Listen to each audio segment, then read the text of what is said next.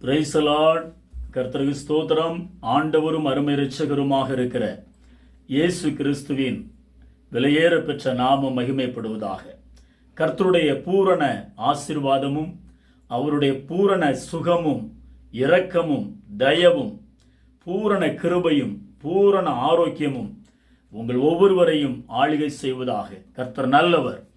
அருமையான என் அன்பு கர்த்தருடைய பிள்ளைகளே, கர்த்தருக்கு ஸ்தோத்திரம். இந்த அருமையான நேரத்தில் என்னுடைய ஊழிய பயணத்தில் நடந்த ஒரு சம்பவத்தை உங்களோடு கூட பகிர்ந்து கொள்ளும்படி கர்த்தர் செய்த கிருபைகளுக்காக கர்த்தருக்கு ஸ்தோத்திரம். சில மாதங்களுக்கு முன்பு சென்னை பட்டணத்திலே ஒரு ஊழியத்திற்காக நான் கடந்து செல்ல வேண்டும். இரவு 8:30 மணிக்கு நாகர்கோவில் வடசேரி பஸ் நிலையத்திலிருந்து பஸ் புக் பண்ணியிருக்கிறேன், ஓம்னி பஸ். வீட்டிலிருந்து ஒரு 7 மணிக்கு நான் புறப்பட்டேன். பைக்கில் பஸ் ஸ்டாண்டில் கொண்டு பைக்கை நிறுத்திவிட்டு அதற்கு பிறகு நான் வழக்கமாக எப்பொழுதும் அப்படித்தான் போவது வழக்கம். பைக்கை ஸ்டார்ட் பண்ணி போகிற வழியில் ஒரு தேவ மனிதரை சந்தித்து விட்டு போக வேண்டும். ஒரு பேக் வச்சிருக்கிறேன், பைக்கு ஃப்ரண்டில் அந்த பெட்ரோல் டேங்க் மேலே பேக்கை வச்சிருக்கிறேன். அந்த தேவ மனிதனுடைய வீட்டில் இரவு 7 மணி இருக்கும். வீட்டிலிருந்து புறப்பட்டேன். 8:30 மணிக்கு பஸ். அந்த மனிதரை சந்திப்பதற்காக வீட்டு முன்பதாக போய் பைக்கை நிறுத்திவிட்டேன். உள்ளே போய் அவரோடு பேச வேண்டிய காரியங்களை பேசிவிட்டு அங்கிருந்து நான் புறப்பட்டு பைக்கை ஸ்டார்ட் பண்ணி மெயின் ரோட்டுக்கு வருகிறேன்.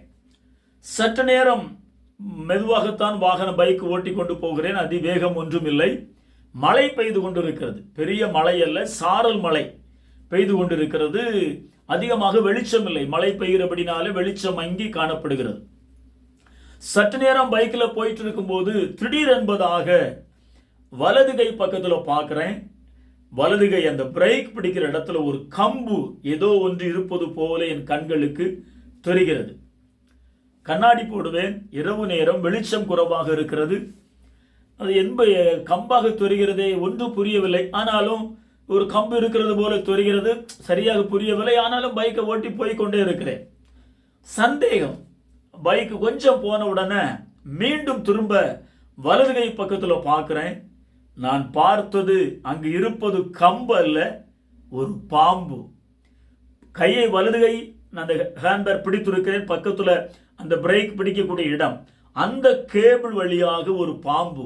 பாம்பினுடைய தலை மெதுவாக நீண்டு போய்கொண்டிருக்கிறது. இடதுபுறத்தில் பார்க்கிறேன். இடது கை கிளட்ச் பிடிக்கிற இடத்துல அந்த கேபிள் பக்கத்துல வாலு சுருண்டு கீழே கிடக்குது. வலது பக்கத்துல, வலது கை பக்கத்துல தலை இருக்கிறது. பாம்பு என்று தெரிந்தவுடன் நான் கீழே விழுந்திருக்க வேண்டும். ஏசப்பா பாதுகாத்தார், பலன் தந்தார். கீழே விழுந்திருந்தால் இடதுபுறம் வாகனம், வலதுபுறம் வாகனம், முன்ன பின்ன எல்லாம் பஸ் போய் கொண்டிருக்கிறது. அது ஒரு மெயின் ரோடு. அசம்பாவிதங்கள் ஏதாவது எனக்கு அன்றைக்கு விபத்து நடந்திருக்கும்.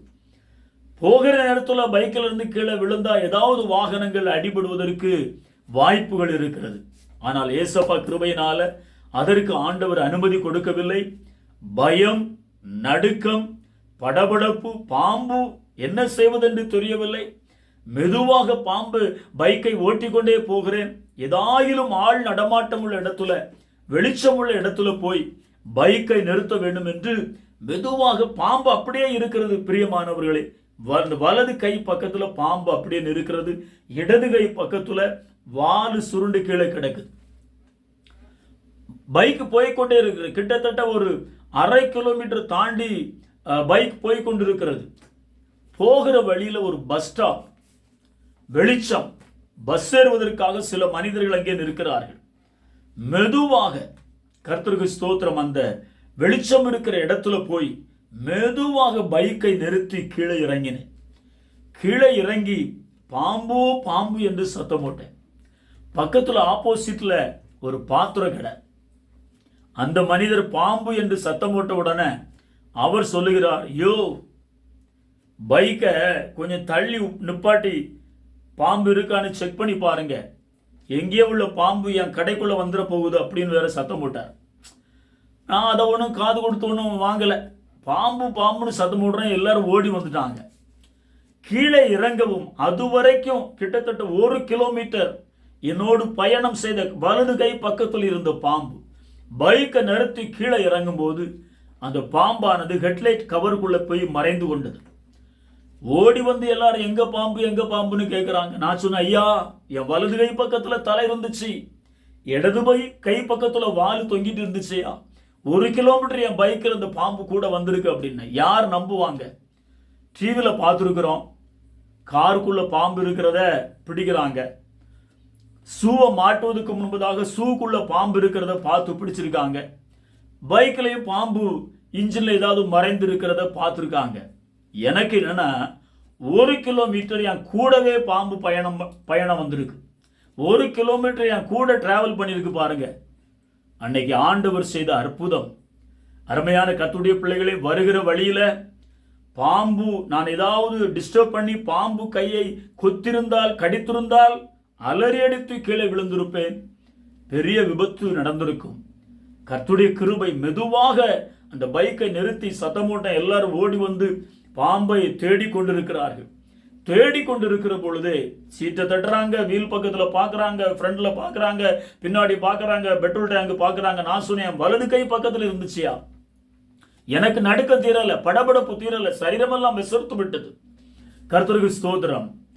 உடனே செக் பண்ணி பாம்பை தேடிட்டு இருக்கிற பொழுது ஹெட்லைட்டுக்குள்ள மறைந்திருந்த பாம்பானது ரோட்ல கீழே விழுந்து ஆப்போசிட்ல இருந்த அந்த பாத்திர கடைக்குள்ள நேராய் போய் மறைந்து கொண்டது. அவர் முதலே சொன்னார், பைக்கை எங்கேயாவது தூரமா நிப்பாட்டி பாம்பு இருக்கான்னு செக் பண்ணி பாருங்கன்னு. இப்போ சொன்னவருக்கு கடைக்குள்ளேயே பாம்பு போயிடுச்சு. பாம்பு கடைக்குள்ள போனவொன்னு அங்கே வேலை பார்க்குற சில சகோதரிகள் அவங்க பாம்புன்னு அலறி அடித்து அவங்க கடை விட்டு வெளியே சாடி வெளியே வந்துட்டாங்க எல்லாரும். பிரியமானவர்களே, கர்த்தருக்கு ஸ்தோத்திரம். பாம்பு கடைக்குள்ள போயிடுச்சு. பாம்பை தேடி எல்லாரும் கடைக்குள்ள போனாங்க பிடிப்பதற்காக.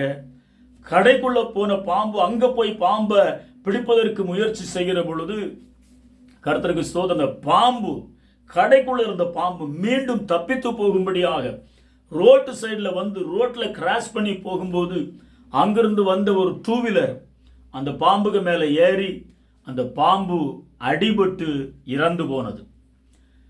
உடனே அந்த எல்லாரும் போய் அந்த பாம்பை ஒரு கம்பு ஒரு குச்சியை வச்சு நீக்கி ரோட்டு ஓரத்தில் கொண்டு வந்து பார்க்கும்போது தான் சொன்னாங்க, ஐயா, இது ஒரு விஷ பாம்பு, அற்புதமாக உங்களுக்கு எந்த சேதமும் இல்லாமல் நீங்கள் வந்திருக்கீங்க அப்படின்னாங்க. அன்றைக்கு ஏசப்பா செய்த பெரிய அற்புதம்.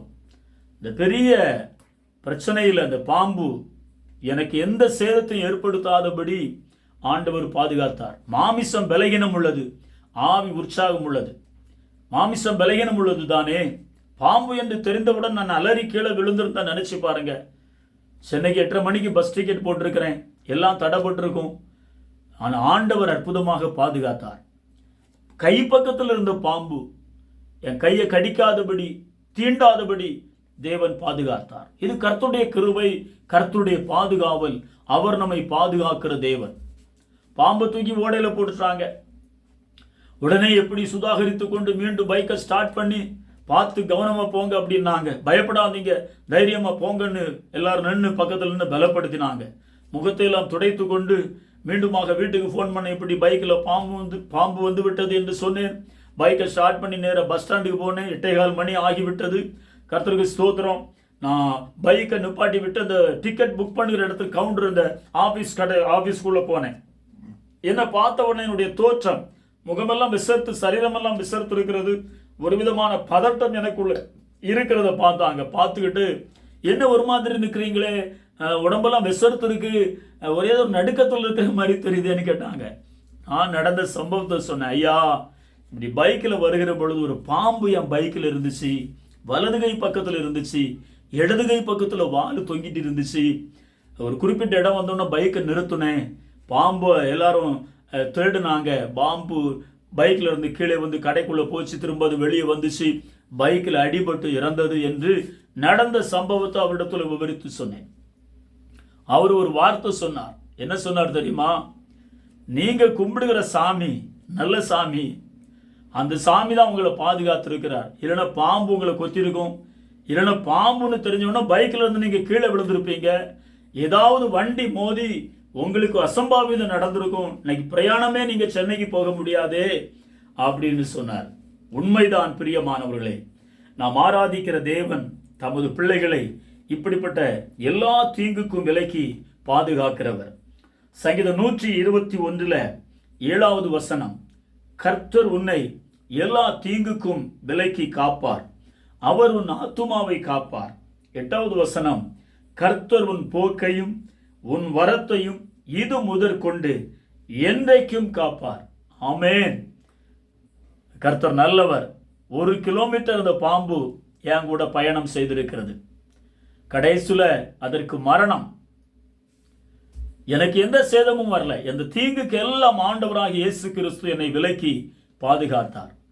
சென்னையில போய் அந்த ஊழியத்தை நடத்துவதற்கு ஆண்டவர் பலன் தந்தார். அப்போஸ்தலர் புஸ்தகத்துல அருமையான ஒரு பகுதியை நம்ம பார்க்கிறோம். பவுலுடைய வாழ்க்கையிலும் ஊழிய பயணத்துல இப்படிப்பட்ட ஒரு சம்பவம்.